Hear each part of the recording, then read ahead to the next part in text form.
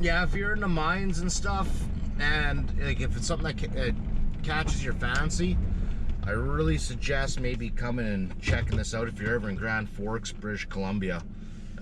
Exploring Abandoned Mines is the YouTube channel for Frank and Sharon.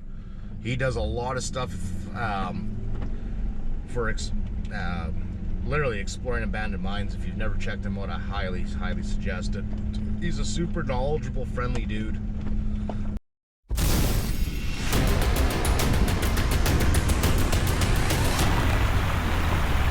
Most of it's probably mental. You don't like dark places that are wet and you're claustrophobic. You have a bunch of phobias and stuff. It's not going to be the place for you.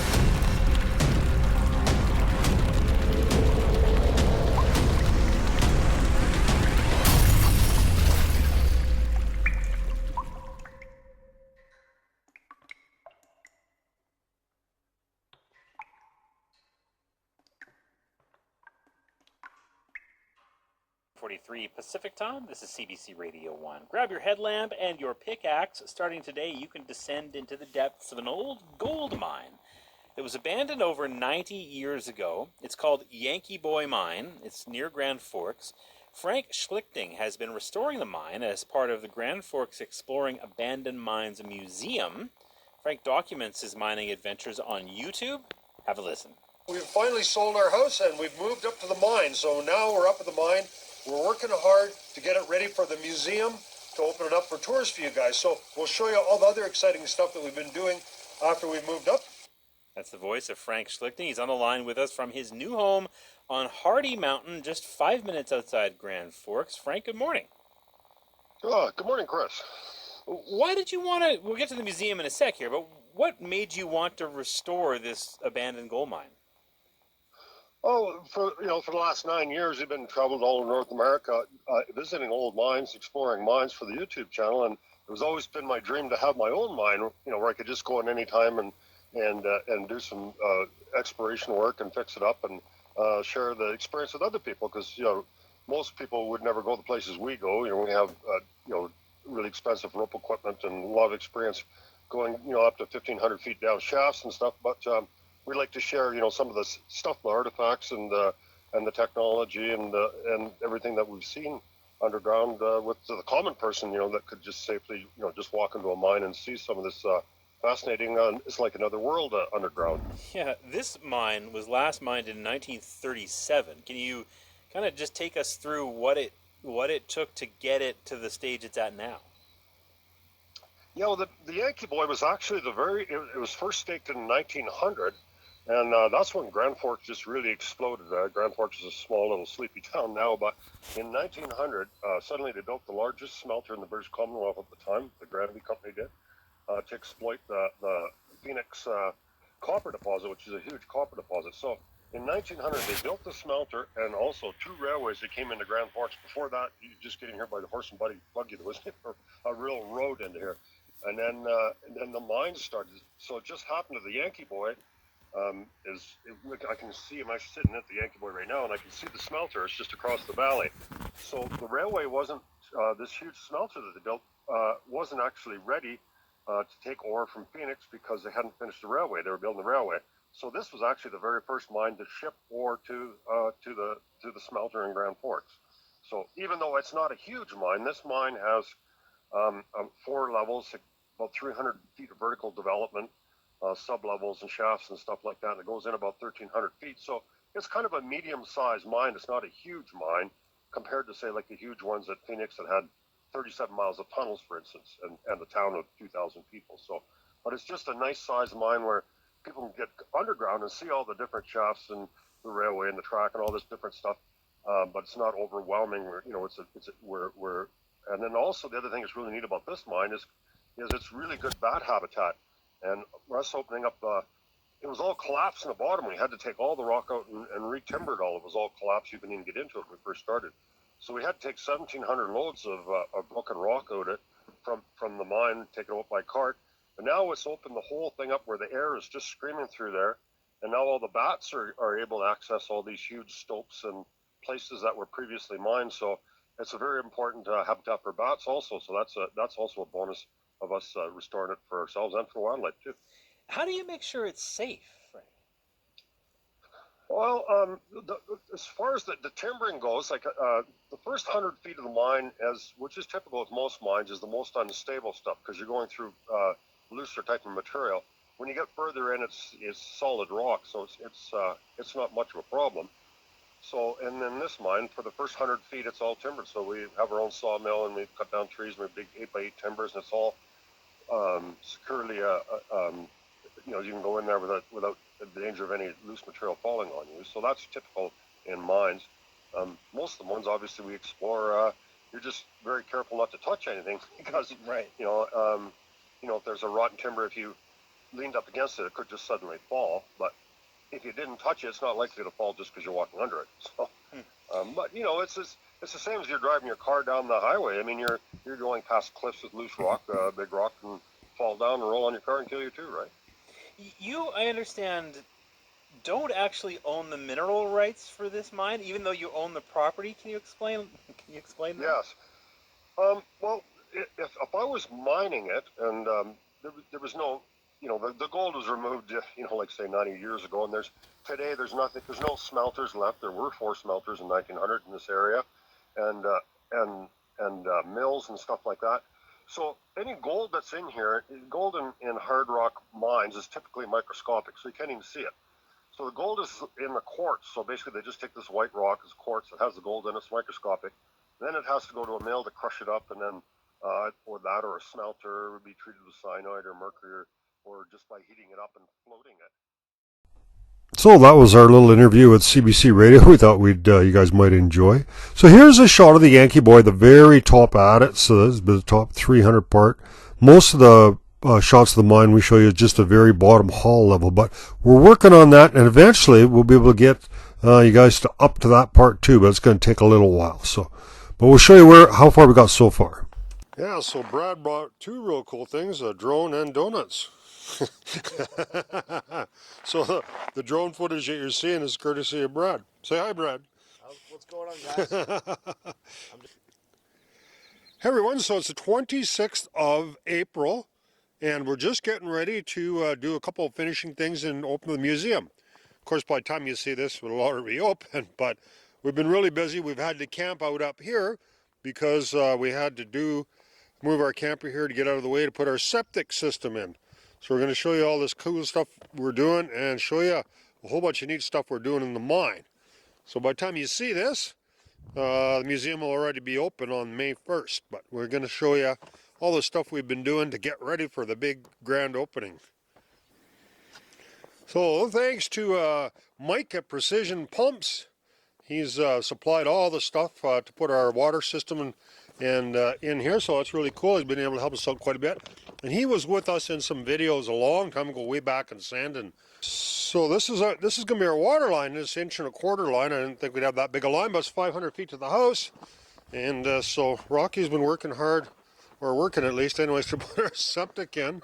Here's the septic tank. It's a 2 compartment tank. And then the septic goes over here I'll show you where it is. So we just backfilled all this. We put our water line, so our water line goes underneath the sewer line.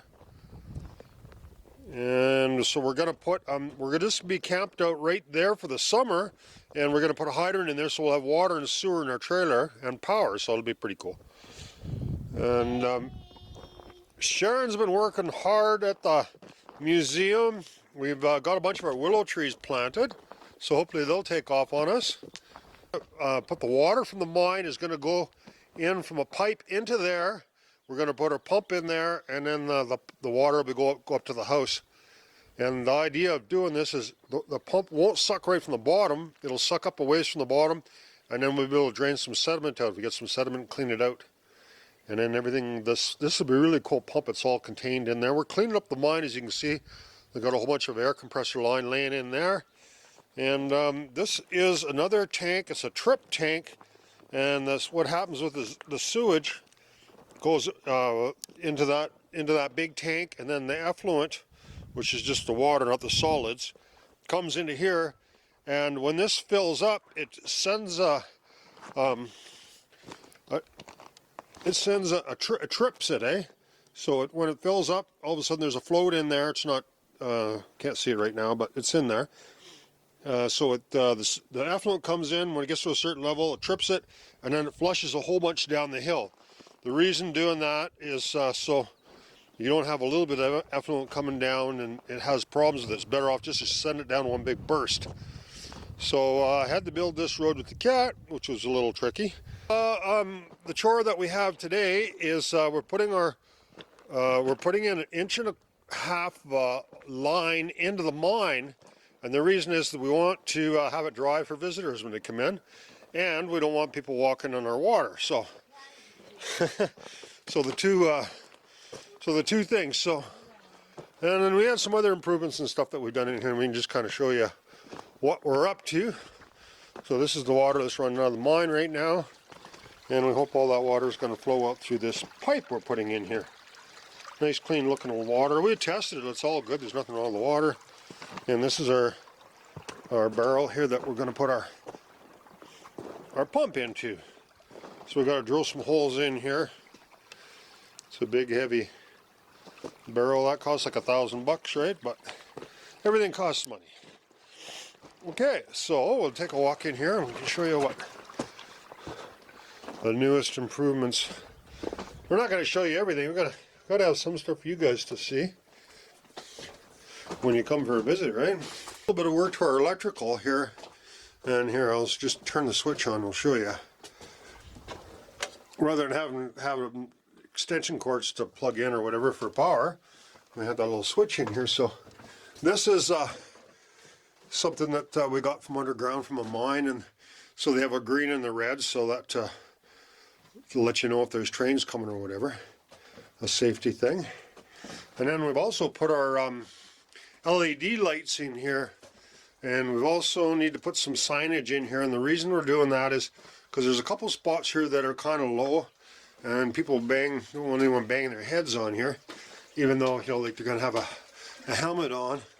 And with the lights here, it's probably less likely that you would bang your head on there if you have the light there. So these LED lights they're weatherproof. They don't use a lot of power, and they look kind of cool too. So, all right. So here is our water line that we're putting in. So we're going to run this. We're just unrolling this. We'll show you how it goes.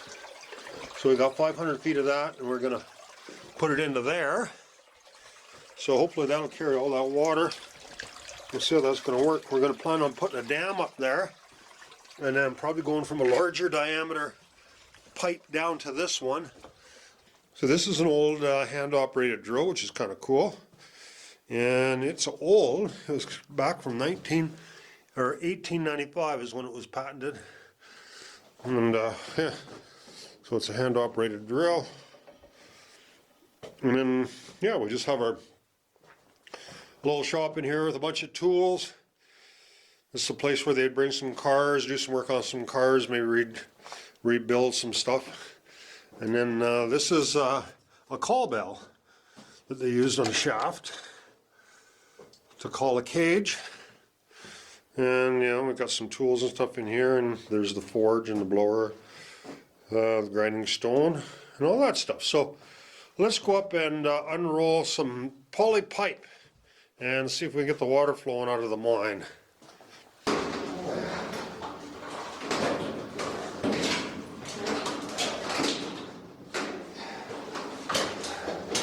Oh, the end is near.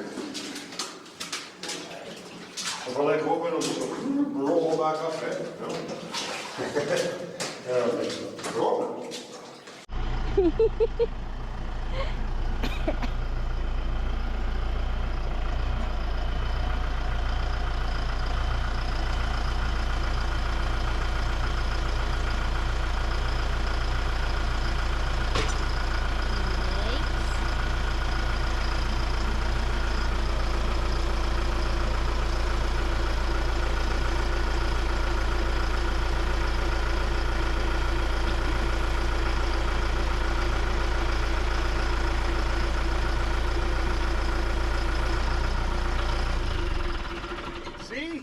It's alright, we were just all getting ready to run.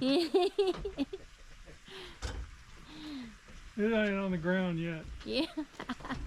And you thought I was going to wreck my box. Well. Nope. Well. Sorry to disappoint everyone. The box, didn't run over the box. Nothing's fallen. Yeah. Yet. We're not done yet though. Stay tuned for more entertainment. Yeah, no kidding.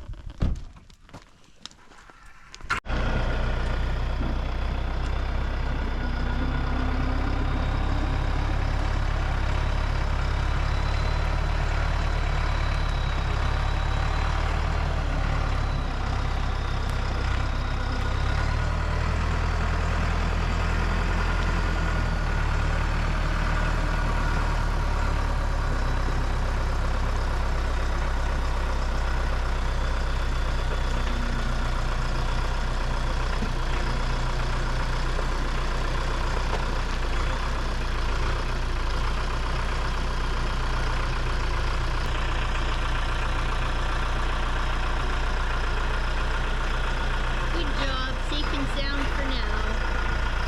Good job, Mike. Okay.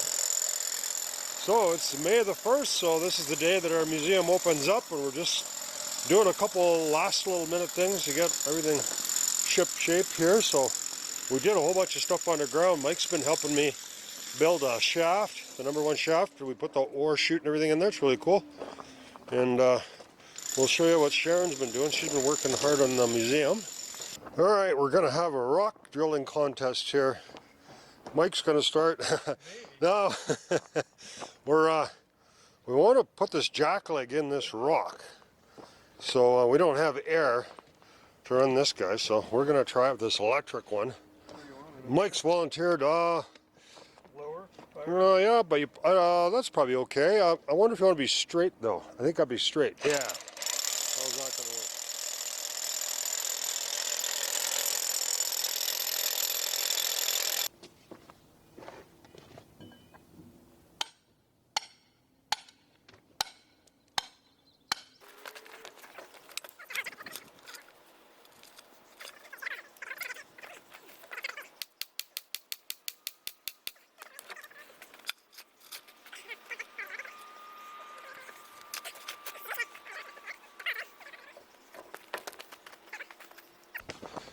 There, we took the cat and we built a road all the way up to the top attis that are collapsed here.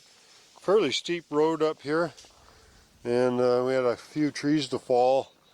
And we think right in behind the dozer there is where the adit is going up to this other opening here. Looks like that was an old collapsed adit. It's been collapsed for over 100 years. So we're just trying to dig it out. And Brad's up here giving me a hand today from Manitoba, and he's got a bunch of chainsaws and he likes playing around with them, so he wanted to fall a couple trees for us. Need a billy goat on the other end here with a with a rope. Oh, no doubt.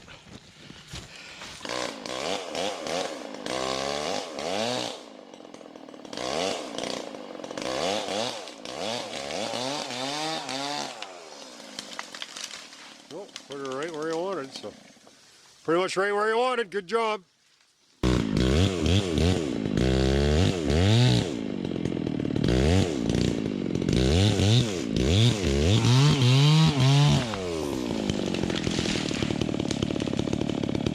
Be our first thing. We've got to see if it gets running up here. The little rustin engine that could. Rustin Hornsby engine. Let's see if it runs. It could run in its last home. See what Franklin can do here. Come on. Go, Franklin, go. How do you turn it on again? Been a while since we ran it. I think. It was just that, right? Well, that was the. What about the the- yeah, decompression? Oh, that's the decompression. Okay. I'm not sure which way it goes. I'll get it. There, that. Woohoo!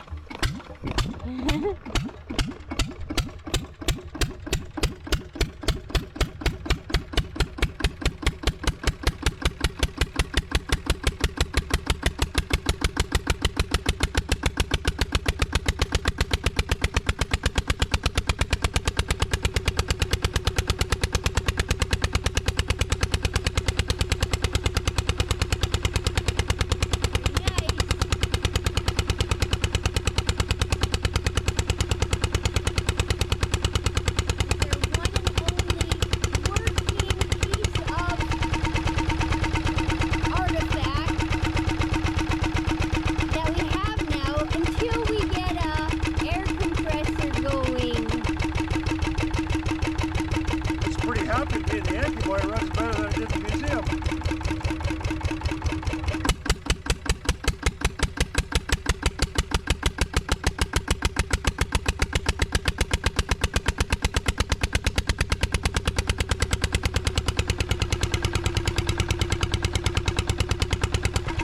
Okay, back to work. Enough playing. Alright, so we did a little work on the #1 shaft. We put this up, and it's a call bell sign from the HB mine. Just on my way into the mine to check on Franklin and Mike. They're working at the #1 shaft, building an ore chute. It's not hitting anything. Seems to be fine. Yeah, that'll work. Okay, I'm gonna put the big spikes in there then. Ah! How's it looking? Pretty good.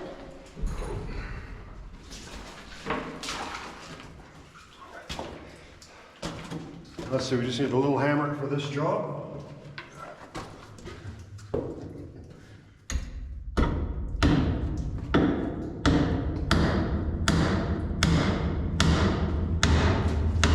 A real finicky job where you gotta use those small tools, finishing nails and stuff, eh? Finishing hammer. Just my style. I forgot the sandpapers. Yeah, sandpaper.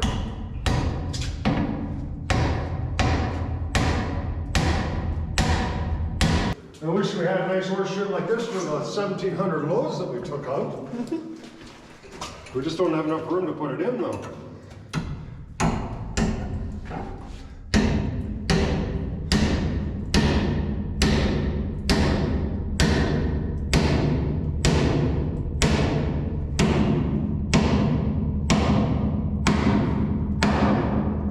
This isn't a real precision piece of equipment. What is that you have? This one we could remember Oh, yeah. the duck. That's gonna be awesome. Yeah, they can only come down this far because the car's gonna be in the way, which is good. Okay, run up there real quick, Sharon, and throw some stuff down from the top. I gotta do a bunch of work because most of it's gonna end up, well, some of it's gonna end up over there. But yeah, that's cool.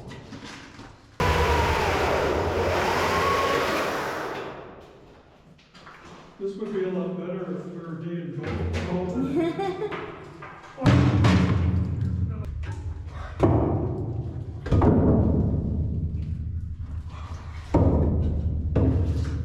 Watch, they won't slide. Okay. Are you ready? We'll see.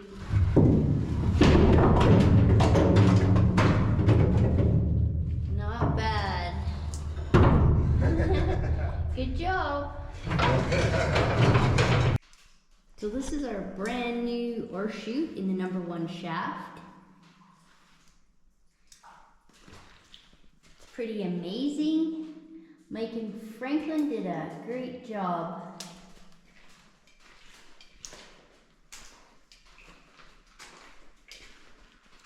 Has a really cool ore chute gate.